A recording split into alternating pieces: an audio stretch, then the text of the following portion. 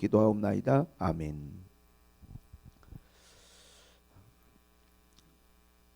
우리가 살아가면서 가장 중요한 것이 저는 만남이 아닌가 그렇게 생각을 합니다. 만남이 중요한 이유는 우리가 완성된 인격과 완성된 사람으로 이 땅에 태어나는 게 아니고 누구나 이 땅에 올 때 모든 사람이 미완성으로 태어나고 불완전하게 태어나기 때문에 누군가의 영향을 받아요. 그래서 이 땅에 태어나는 모든 사람에게 가장 중요한 건 만남이다 생각이 됩니다. 아이들이 태어났을 때 부모의 만남이 굉장히 중요하죠. 좋은 부모님을 만나고 인격적인 부모님을 만나면 그 아이의 인생은 참 복된 인생이죠. 그리고 성장해 가면서 좋은 친구를 만나는 것도 중요합니다. 왜냐하면 이제 사춘기가 되고 이제 독립할 나이가 되면은 자꾸 이제 친구들과의 만남을 통해서 영향을 받아요. 좋은 친구를 만나면 좋은 영향을 받겠죠. 그러나 그 무엇보다 중요한 것은 배우자를 만나는 거라고 생각합니다. 이 만남은 그 어떤 만남보다 중요한 것이 사실 가장 많은 시간을 함께 보내야 되는 관계이고, 또 설사 내가 좀 부족하게 성장해 오고 자라왔더라도 좋은 남편을 만나고 좋은 아내를 만나면 내 부족함이 얼마든지 긍정적으로 변화되고 좋아질 수 있는 여지가 이 결혼의 만남을 통해서 이루어지는 거예요. 그래서 내가 좀 부족해도 좋은 아내를 만나면 좋은 영향을 받게 되어 있습니다. 내 인격에 영향을 받고 내 삶에 영향을 받아요. 또 내가 좋은 남편을 만나면 아내가 영향을 받습니다. 그 남편의 그 인격적이고 훌륭한 그러한 삶의 모습들이 아내에게 영향을 미칩니다. 이렇듯 만남이 참 중요하죠. 그러나 그 모든 만남 가운데 가장 중요한 만남을 저는 소개하려고 하는데 그건 예수님과의 만남이에요. 왜냐하면 요한복음 1장을 보면 예수님은 생명이시고 우리 사람들의 마음속을 비추는 빛이라고 그랬어요. 그러므로 예수님을 만난 사람들의 특징이 있어요. 그 특징은 뭐냐면 그 사람들의 마음속에 빛이 있다는 거예요. 하나님이 비춰주시는 생명의 빛이 마음에 있습니다. 그리고 그 사람들에게는 하나님이 주시는 영적 생명이 있어요. 그래서 거룩하고 선한 것들을 추구하고 하나님 앞에 영적인 것들을 추구하는 정말로 하나님 앞에 이 생명이 예수를 만난 사람들의 마음속에 있는 거죠. 이 예수님과의 만남에 대해서 가장 명확하게 설명해 주는 말씀이 오늘 본문에 있는 말씀인데, 오늘 본문은 그렇게 이야기합니다. 나는 참 포도나무요 내 아버지는 농부라, 이렇게 이야기를 시작합니다. 예수님은 참 포도나무라고 본인을 소개하셨어요. 참 포도나무. 참 포도나무는 좋은 열매를 맺고 좋은 포도를 맺는 게 참 포도나무라고 그렇게 우리가 생각이 됩니다. 그래서 참 포도나무인 예수님과 연결되어 있는 사람, 그분과의 만남을 통하여 그분과 연결된 사람들은 선한 영향을 받을 수밖에 없어요. 왜냐하면 예수님은 참 포도나무시고 예수님은 좋은 열매를 맺게 하시는 분이기 때문에 예수님과 연결되고 내가 살아간다라고 하는 건 내 삶의 가장 그것은 선하고 귀한 열매를 맺을 수 있는 하나님의 통로가 되고 은혜가 된다고 생각이 됩니다. 그런데 왜 참 포도나무라고 표현했냐 하면 원래 포도나무가 이스라엘이에요. 구약 성경을 보면 이스라엘은 하나님이 포도나무라고 그렇게 이스라엘 백성들을 비유하셨어요. 그런데 이스라엘은 좋은 포도나무가 아니에요. 좋은 열매를 맺지 못하는 불량한 포도나무예요. 그래서 예수님은 이 땅에 참 포도나무로 오셨어요. 그리고 우리는 뭐냐 하면 가지죠. 너희는 가지라 그랬어요. 너희는 가지라. 예수님께 붙어있는 가지. 가지라고 하는 것은 열매가 맺히는 실질적인 부분이기 때문에 농부이신 하나님께서 가장 애착을 가지고 농부의 노력이 집중되는 곳이 가지예요. 왜냐하면 이 가지에 포도가 달리고 열매가 맺히거든요. 그래서 하나님은 우리에게 관심이 많으세요. 우리의 삶에 관심을 많이 갖고 계십니다. 근데 이제 오늘 예수님 포도나무고 우리는 그분의 가지인데, 여기서 오늘 본문을 보니까 제일 먼저 본문에서 강조하고 있는 게 뭐냐면, 나는 참 포도나무요 내 아버지는 농부라 하면서, 물은 내게 붙어 있어 열매를 맺지 아니하는 가지는 아버지께서 그것을 제거해 버리시고, 물은 열매를 맺는 가지는 더 열매를 맺게 하라고 그것을 깨끗하게 하신다는 거예요. 열매를 강조했어요. 열매가 아주 강조되어 있습니다. 왜냐하면 포도나무는요, 원래 그 나무 자체가 넝쿨과예요.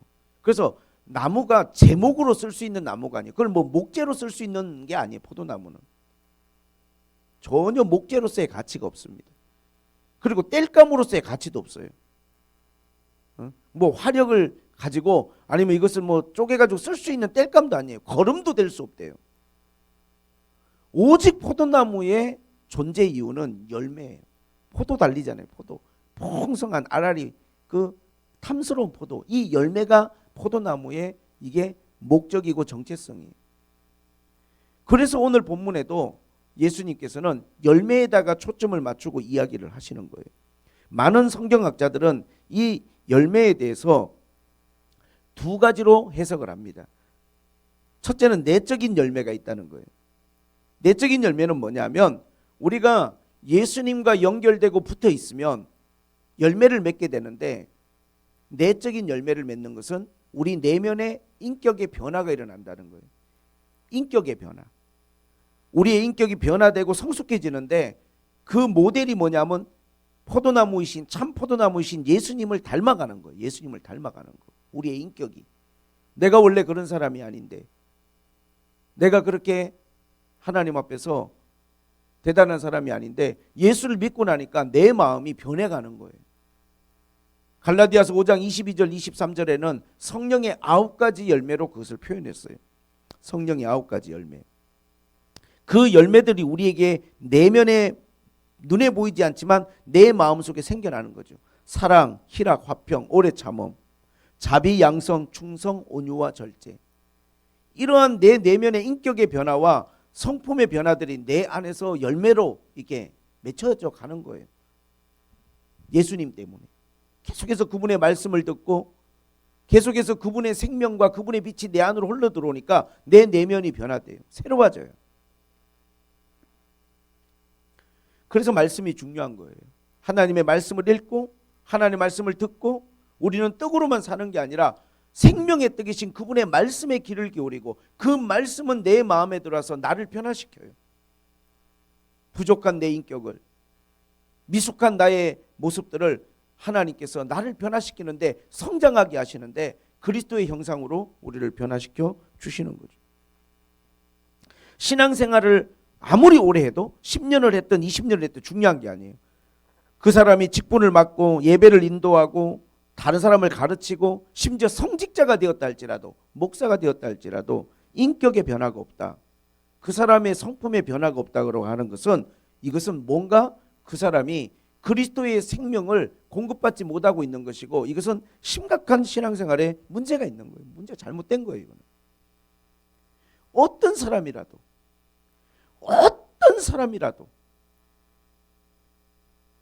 포도나무에 붙어 있는 가지가 될 수 있다면 우리는 선한 열매를 하나님 앞에 맺을 수 있는 하나님의 은혜가 우리 안으로 흘러오게 돼 있어요. 어떤 사람이라도 주님과 연결되고 하나님의 말씀을 들으면 그 마음의 변화가 일어납니다. 그래서 예수를 믿는 가정은요, 절대로 극단적으로 가지 않아요. 절대로 예수를 믿는 사람은요, 극단적인 말과 행동과 생각과 상황으로 내 삶을 가지 않아요. 왜? 하나님의 말씀이 나를 붙들어줘요. 내 인격을 붙들어주고 내 삶을 붙들어주고 나의 연약하고 미숙함들을 그 예수 그리스도의 생명이 나를 붙들어주는 거예요. 그럼 변화가 없다. 그것은 종교활동이에요. 그건 정말 예수님과 연결됐는지, 내가 연결되어 있는지 스스로 다시 한번 생각해 봐야 돼요. 그리고 외적 열매가 있어요. 외적 열매. 외적 열매는 뭐냐면, 영적으로 내가 변화되는 것만 아니라 나의 영적인 모든 삶이 선한 영향력을 끼치는 거예요. 나의 기도나 나의 섬김이나 나의 보살핌으로 누군가 믿음이 살아나고 다른 사람이 영적으로 성장하고 나를 인하여 누군가 내 주변에 있는 사람들에게 선한 영향력이 흘러간다면 그게 다 나의 외적인 열매가 되는 거예요. 외적인 열매가.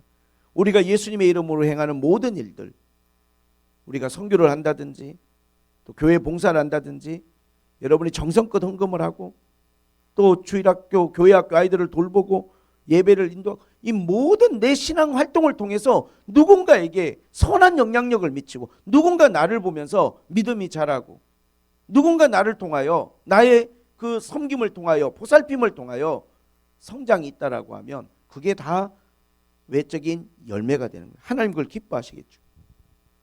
하나님 기뻐하시겠죠.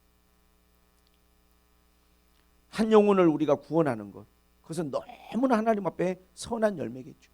귀한 열매. 자, 근데 오늘 본문은 그렇게 이야기합니다. 이 포도나무의 정체성과 목적이 오직 열매에 있는데, 그런데 이 열매가 너무나 중요하기 때문에 이 열매를 맺는 이 가지를 하나님이, 그 가지는 우리잖아요. 그 가지를 하나님이 다루시는 법이 여기 나와 있어요. 어떻게 다루시느냐? 두 가지가 나와 있는데, 첫째는 뭐냐면 열매를 맺지 아니하는 가지가 있어요. 열매가 없어, 내적인 변화가 없어, 선한 영향력이 없어. 그 사람 보고 누군가 좋은 동기부여를 받을 수도 없고 그 사람 내면에 어떠한 성품의 변화도 없고 인격의 변화가 없어. 그렇게 뭔가 변화가 없으면 열매를 맺지 못하는 가지는 그것을 제거해 버리시고 이렇게 나와요. 자, 이게 해석에 너무 많은 우리가 여기에 차이가 있는 거예요. 사람들마다 이 해석을 제거해 버린다는 게 영어로 컷오프거든요. 컷오프, 잘라 버리는 거예요. 와, 예수님이 열매를 못 맺으면 그냥 잘라 버리시는구나, 버려 버리시는구나, 이렇게 우리가 생각이 되니까 얼마나 마음이 힘든지. 근데 이 제거해 버린다는 말의 헬라어가 아이로라고 하는, 제가 찾아보니까 원어가 그런데 아이로의 뜻을 제가 쭉 보니까 두 가지의 뜻이 있어요. 뭐 여러 가지 뜻이 있지만 크게 첫째는 뭐냐면 일으키다, 들어올리다, 붙잡아 준다는 뜻이 있더라고요. 그러니까 제거해 버린다, 컷오프 한다라고 하는 게 이게 너무나 번역 과정에서 좀 과하다는 해석이 있어요. 오히려 열매를 맺지 못하면 하나님이 그 가지를 좀 들어올려서 일으켜서 붙잡아서 열매를 맺을 수 있도록 묶어준다라고 하는 긍정적으로 해석을 해야 된다라고 하는 해석이 하나가 있고, 또 하나는 뭐냐면 이 아이로라고 하는 말에 제거해 버린다, 진짜 치우다, 지우다라고 하는 뜻이 있어요. 열매를 맺지 못하면 정말 제거하고 치우고 지우다라는 뜻도 있어요. 근데 이 아이로라는 말이 의외로 성경에 굉장히, 제가 보니까 원어로 이게 사용된 데가 많고 이 다양한 해석으로 다 사용이 됐더라고요. 저는 어떻게 이걸 우리에게 적용해야 되나, 여러분들이 각자가 좀 생각을 해보시는데, 그런데 뒤에 읽어보면 사실은 그런 마음이 들어요. 계속 밑에 읽어보면 그렇게 말하지 않습니까? 사람이 내 안에 거하지 아니하면 가지처럼 밖에 버려져 마르나니 사람들이 그것을 모아다가 불에 던져 살았느니라. 결국은 열매를 맺지 못하는 가지의 운명이라는 게, 결국은 열매를 끝까지 맺지 못하면 이게 불태워진다라고 하는, 그렇게 하나님 앞에 결론으로 귀결이 돼요. 이게 어느 삶의 순간에 물론 주님께서 들어올려주고 붙잡아주는 순간이 있겠지만 계속해서 그 사람의 삶에 열매가 없다고 그러면 결국에는 어떻게 될까요? 알곡의 반열에 들어가고 하나님 앞에 이런 구원의 반열에 들어가지 못하고 이렇게 불에 던져 사르는이라는 말씀으로 귀결될 수 있다는 거예요. 그래서 사실은 이건 징계예요. 열매를 맺지 못하는 사람의 삶 가운데 하나님의 징계가 있다는 거죠.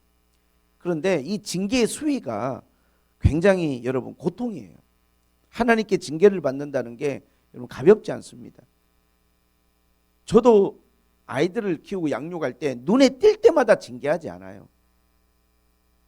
그걸 항상 제가 염두에 두고 지켜보고, 정말 징계를 할 때는 어느 시점에 이건 징계를 해야겠다라고 하는 정말 마음에 결심이 필요해서 징계하는 것이지 그냥 눈에 띌 때마다 그렇게 하지 않습니다. 하나님 어떠실까요? 하나님 저는 더 인내하시는 분이고 더 오래 참으시는 분이라고 확신합니다. 하나님이 열매를 맺지 못한다고 바로바로 징계하시는 게 아니라 아마 하나님이 붙들어주고 하나님 끌어올려주는 때가 있지만 그럼에도 불구하고 계속 열매가 없다면 징계가 되겠죠. 이스라엘 백성들의 여러분 모든 구약의 삶을 보세요. 그들이 징계를 받을 때는요, 그때는 너무 고통스러워요. 외부의 적들이 쳐들어와서 그들의 땅을 황폐화시키고 포로로 끌고 가고 아니면 전염병이 돌아가지고 백성들이 엄청난 고통을 당하고 아니면 흉년이 들어가지고 그들이 몇 년 동안 농사가 되지 않고 피폐한 삶을 살게 되고 때로는 광야에서 불뱀을 보내가지고 생각지도 못한 불뱀 때문에 고통을 당하게 되고 이게 다 징계거든요. 하나님의 징계. 이스라엘 백성들에게 말씀하시잖아요. 너희가 내 말을 듣지 않고 하나님께 연결되는 게 아니라 자꾸만 너희들이 우상을 바라보고 너희가 헛된 것을 추구하니까 내가 너희를 징계한다는 거예요. 그런데 이 징계의 목적이 절대로 하나님께서 망하게 하시려는 건 아니에요. 너는 사람이 그 아들을 징계한 같이 내 하나님 여호와께서 너를 징계하는 줄 마음에 생각하라. 신명기 8장 5절. 사람이 자기의 아들을 징계함 같이 잘 되라고, 그렇게 살지 말라고, 더 좋은 사람 되라고 때로는 부모가 꾸짖기도 하고 때로는 매를 드는 것처럼 우리 하나님께서 우리를 징계하실 때 우리를 사랑하시기에 하나님은 우리를 바로 세우시려고 징계하신다는 거예요. 이스라엘 백성들을 하나님이 그렇게 징계하신 거예요. 근데 그 징계가 너무나 그들에게 고통이에요. 징계를 받지 않으면 제일 좋죠. 때로는 우리가요, 하나님의 말씀을 떠나서 그냥 자기 생각, 자기 노력으로 막 살아가려고 하는데 내가 노력하고 수고해서 모아놓은 모든 것이 여러분 하나님의 손바닥 위에 있는 뭔가에 지나지 않아요. 하나님이 훅 불면 다 날아가 버리는 거예요. 우리가 하나님 의지하고 살고 정말로 생명이신 하나님께 연결돼서 살려고 노력해야지. 주님을 떠나서 뭔가를 할 수 있고 내가 주님을 말씀을 떠나서 내가 뭔가를 이룰 수 있다고 생각하는 것 자체가 하나님 앞에 합당치 않다는 거예요.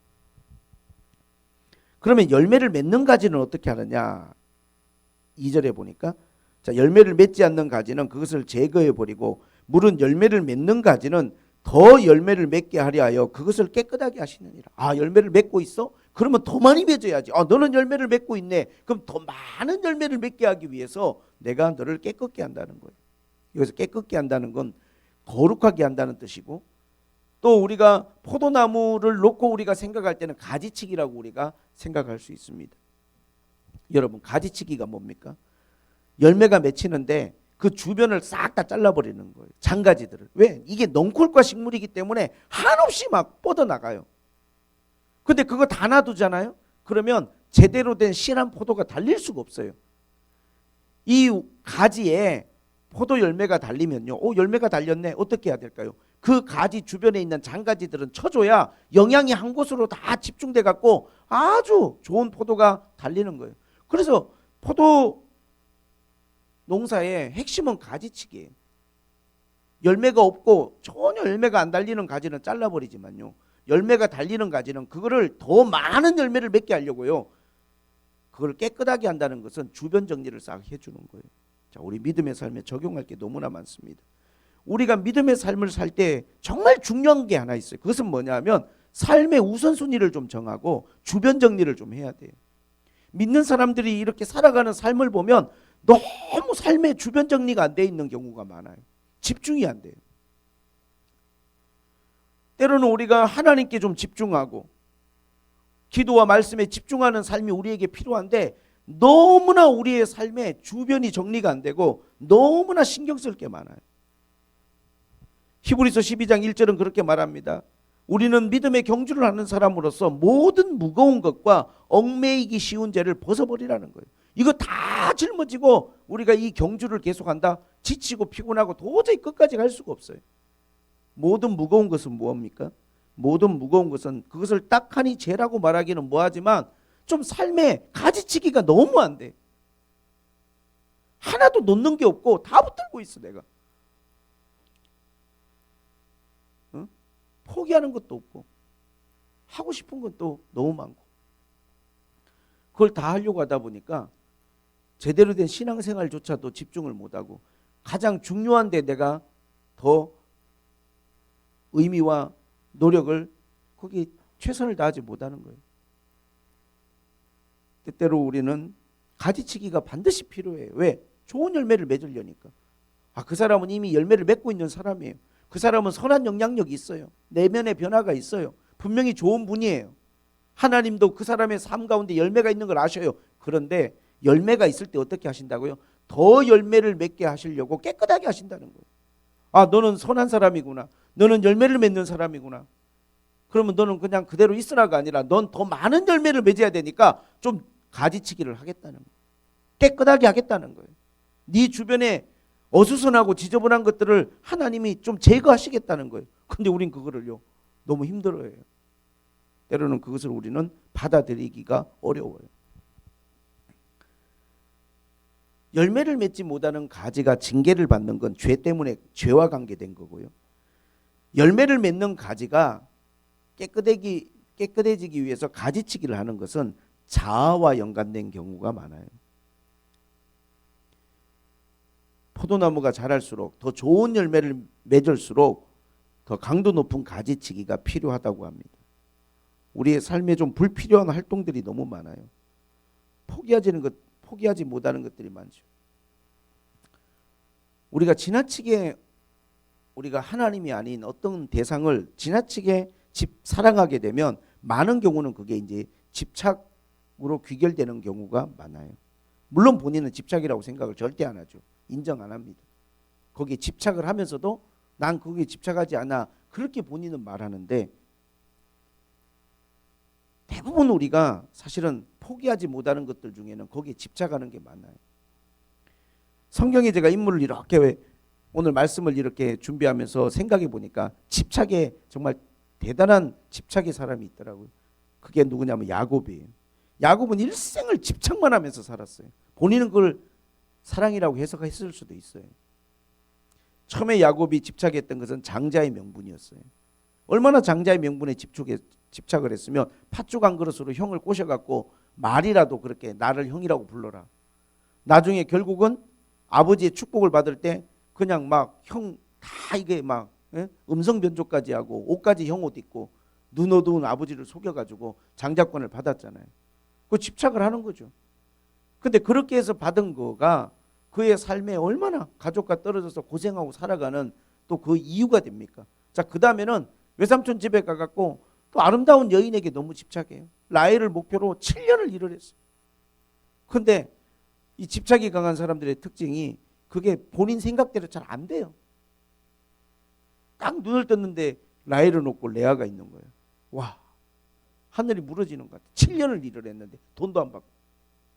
근데 얼마나 집착이 강한지 포기를 몰라요. 7년을 더 일하겠다는 거예요. 돈을 안 받고. 14년을 일을 해서 라헬을 얻었어요. 얻었는데 14년의 세월. 그 다음부터 또 얼마나 라헬에게 집착을 하는지. 결국 라헬이 2명의 아들을 낳았잖아요. 요셉과 베냐민.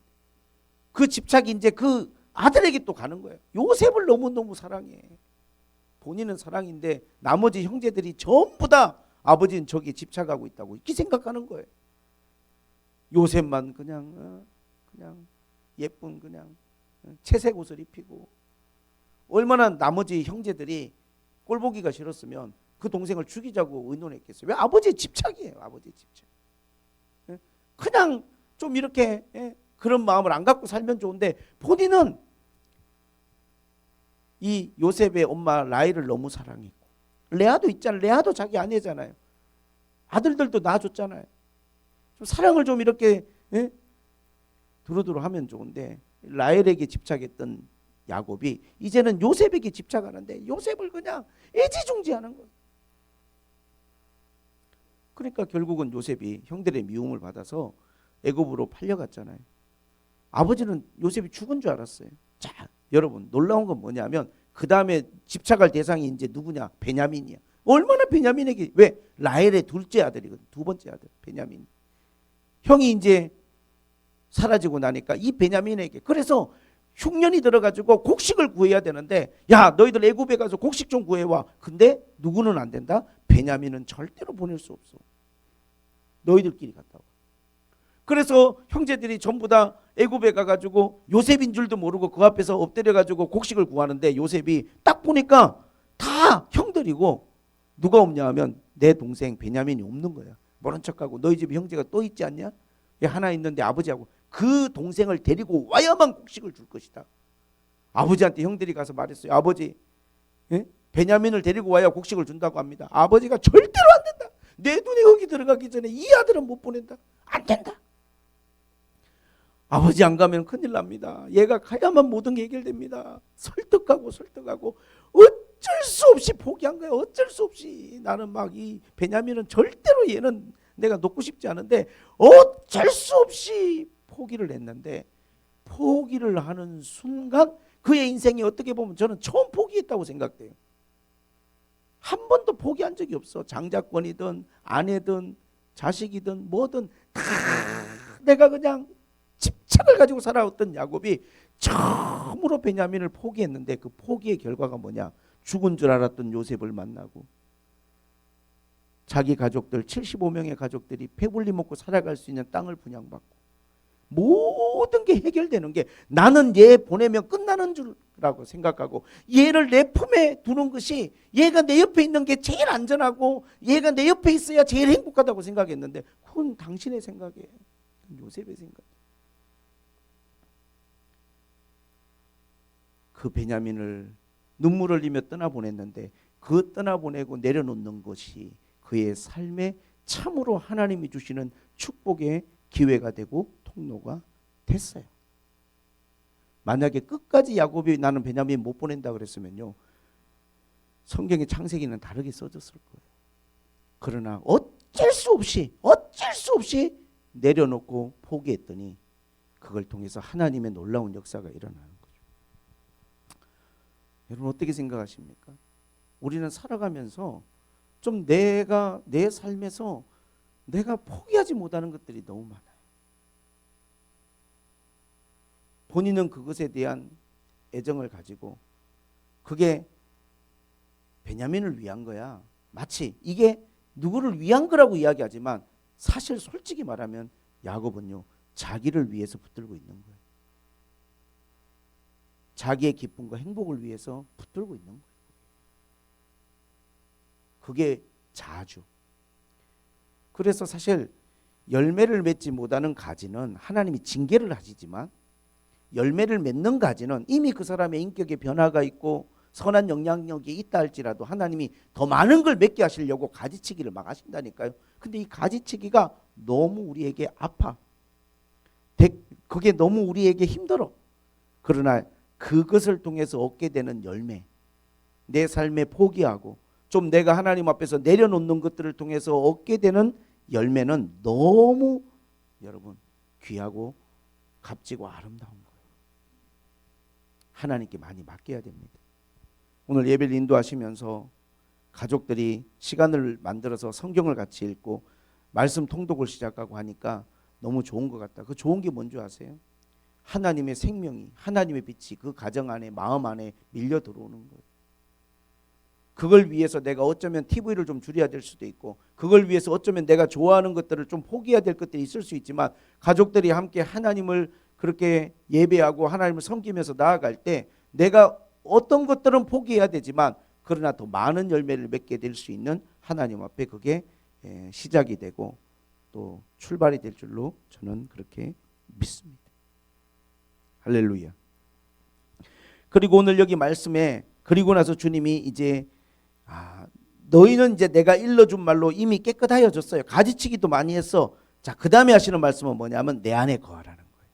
오늘 여러분 요한복음 15장의 핵심 중에 하나가 10번이나 주님이 내 안에 거하라는 말이 10번이나. 왜? 여러분 열매를 맺는 가지가 또 주님 안에서 깨끗하여지고 가지치기가 돼서 많은 열매를 맺는 좋은 열매를 맺는 가지가 그러나 그 삶 가운데 어떤 순간이 찾아오냐면 그러한 사람의 삶에도 위기의 순간이 찾아와요. 내가 분명히 선한 영향력을 미치고 있어. 내 가정 안에서 교회 안에서 내 직장에서 나를 보면서 좋은 영향을 받는 사람들이 있고 또 내가 내 마음에도 많은 변화가 있는 걸 내가 느껴.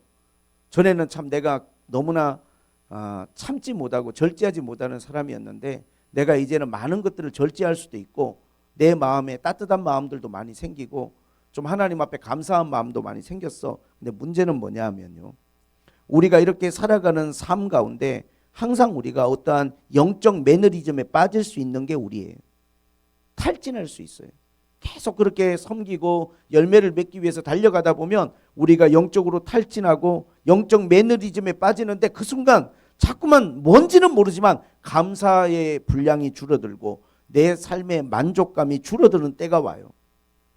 그리고 뭔지 모르지만 내면에 자꾸 지치고 우울감이 쌓이는 때가 와요. 이거는 열매가 없는 사람이 아니라 열매를 맺는 사람의 삶에 나타날 수 있는 현상 중에 하나예요. 그래서 주님이 우리에게 너희가 이미 깨끗하여 졌는데 이제 내 안에 거하라는 거예요. 이건 명령이에요. 옵션이 아닙니다. 여기에 죽고 사는 문제가 달려 있어요.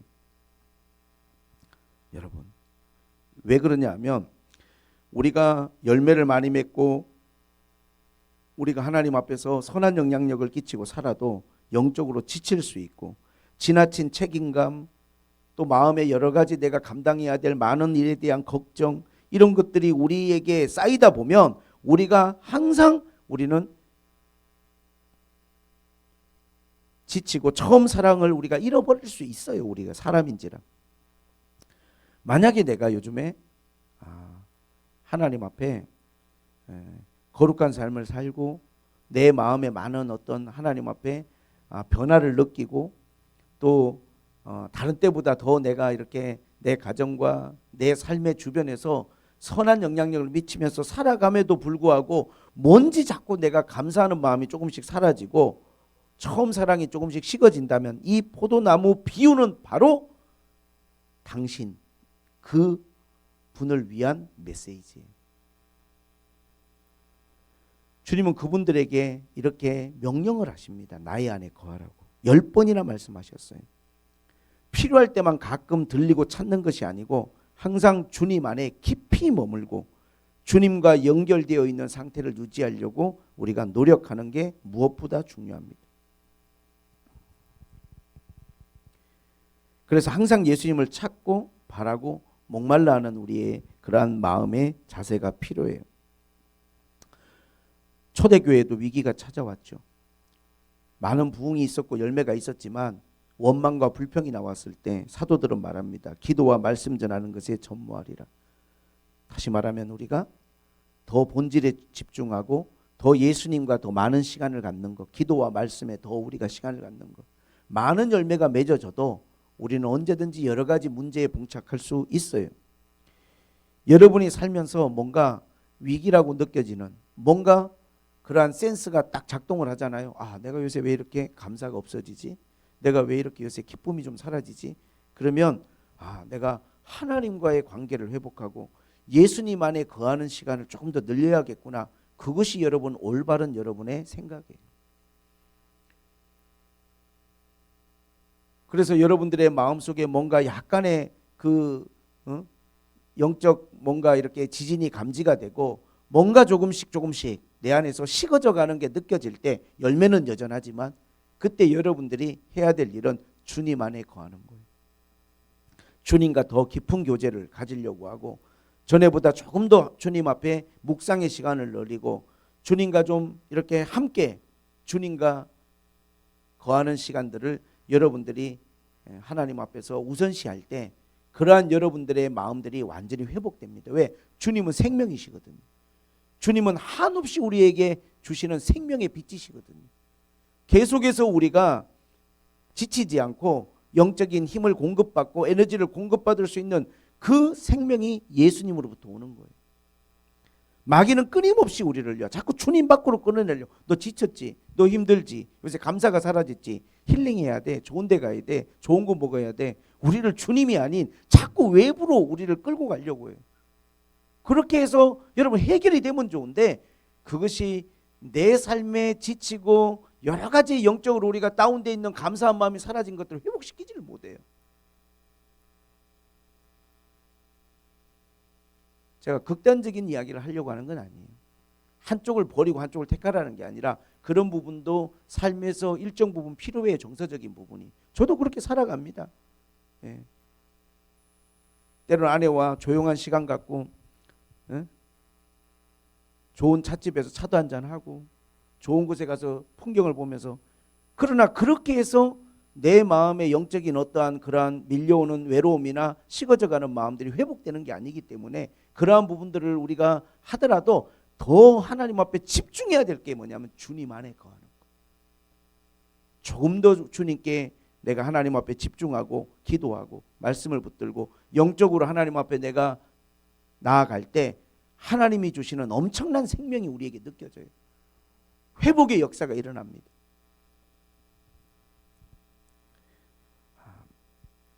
오늘 이 포도나무와 가지의 이야기를 통해서 나와 여러분들이 주님 안에서 나를 하나님 앞에 점검하고 살필 수 있는 귀한 말씀이 되기를 축복합니다. 할렐루야. 계속해서 여러분들의 삶 가운데 선한 열매들이 맺혀지기를 저도 축복하고 기도하고 응원합니다. 내면의 변화가 열매들이 맺혀지고 계속해서 인격의 성장이 일어나고 또 나의 그러한 모습을 통하여 선한 영향력들이 내 주변 사람들한테 흘러가고, 그럼에도 그 힘이 나에게서 나오는 게 아니기 때문에 때로는 지치고 때로는 낙심될 수 있는 나에게 항상 주님과의 영적 교제, 깊은 만남을 통하여 끊임없이 주님이 나를 채우시는 이러한 아름다운 하나님 앞에 삶의 모습들이 포도나무와 가지의 관계를 통해서 여러분들에게 이해도 되고 또 여러분들이 그것들을 추구하며 살아갈 수 있는 그러한 여러분 되시기를 주님의 이름으로 축복합니다. 기도하겠습니다. 하나님 아버지, 이미 선한 열매를 맺고 있는 우리 귀한 성도들, 많은 인격의 변화가 있고 삶의 선한 영향력들이 있고 나의 섬김과 기도와 나의 돌봄을 통하여 누군가에게 하나님 은혜가 흘러가는 걸 믿습니다. 그러나 더 좋은 열매들을 많이 맺기 위하여 주님이 가지를 깨끗하게 하시는 것들을 받아들이고 때로는 내 삶의 주변 정리를 좀 하고 내 삶이 너무 어수선하고 분주하고 바쁘고 피곤하고 그렇게 살아가는 게 아니라 조금 더 우선순위를 정해서 집중하며 살아갈 수 있는 삶이 되도록 하나님 선한 은혜를 베풀어 주시고 하나님 우리 성도들이 더 풍성한 열매를 맺고 더 큰 영향력을 가질 수 있도록 저들의 삶을 축복하여 주옵소서. 예수님의 이름으로 기도하옵나이다.